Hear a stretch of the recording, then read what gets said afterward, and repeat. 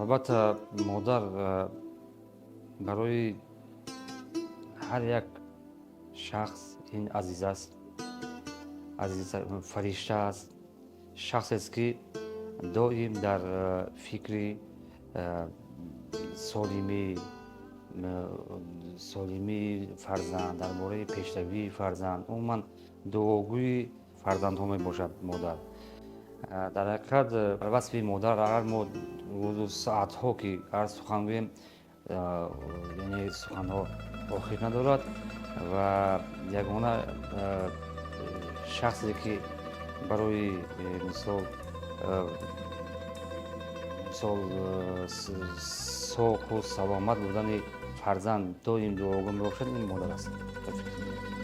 البته هر گاهی که من به دهات نزدیک پدر و مادر میرم هنگام خبرگیری سخن دائمی که نسبتی من مادر میگوید البته عمر جان فرزندم شما چخیر، سلامتی نفس، کار و فعالیت چخیر، نه که با جان نه که مرا یک نام میگیره عمر جان.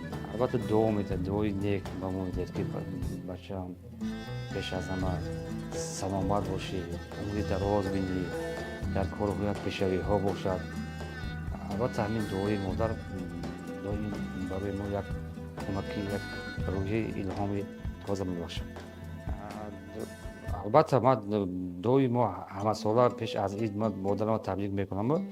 باز باید خیلی نمود که روز تولد مادر من روز دوم مارس، یعنی که روز دوم بهار است، فصل بهار. البته من پیش از زادروز مادرم تلفن کردم، زنگ زدم تبریک کردم. الو چطور چجون نقص سازی چینجی؟ چطور خیلی وای روزی هشتم مارس روزی مادران خیلی مبارک باشد. مبارک شود. خیر خداوند هم وقت ساق و سلامت باشی، در بالای سر ما باشی، عمری دراز بینی. رحمتی کلا رحمت. خیلی من شما رو دوست می‌دارم موچی جان. من تلا دوست می‌دارم، خدا جان عمری درازی با برکت بتی پروردگار فایز برکت در سرت بریزانه، دختر بچه‌کات توی کنی، تماشا کنی، چیم عمری درازی با برکت بتی تقدیمات و جان چی آرزو چی داری به مراد مقصود برسی. آمین الاکبر.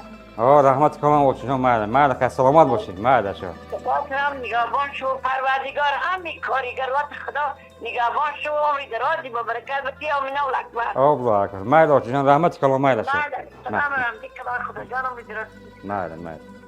زی تو دورم بدیل غم دارم آچن، حزین و خسته و افگارم آچن.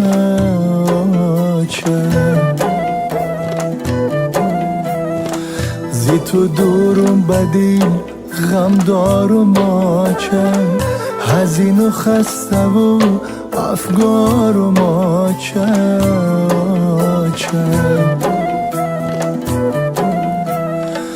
ندارد هیچ کس بویی تو روان، و خدا که ببوید زارم آچن.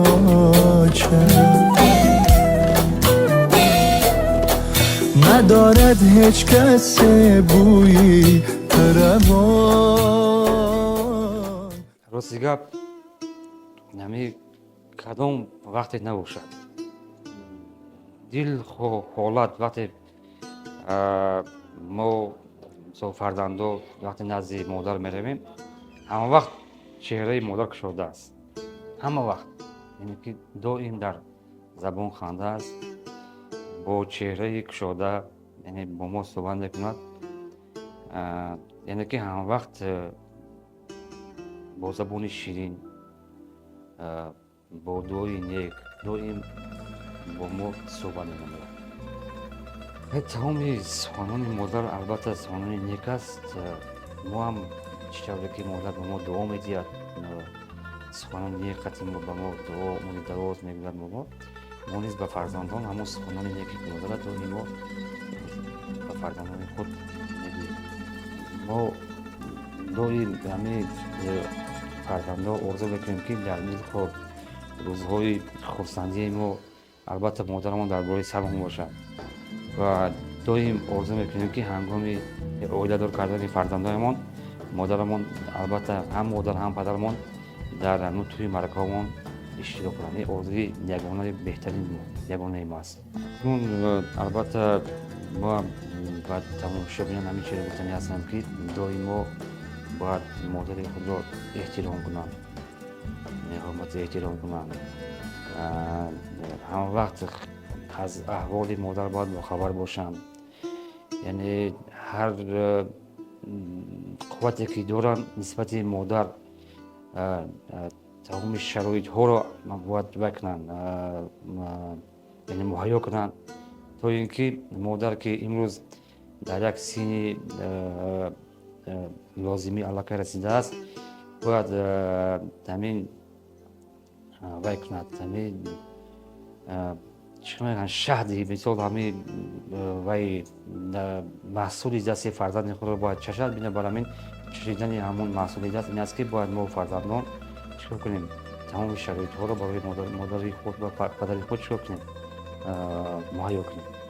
барои модарони Тоҷикистон ва тамоми модарои дунё мегуфтанӣ ҳастам ки доим саломат бошанд, дар болои сари фарзандонашон бошанд, яъне тарбиятгари фарзандо бошанд ва умри дарозу бобаракот модарони тамоми дунё.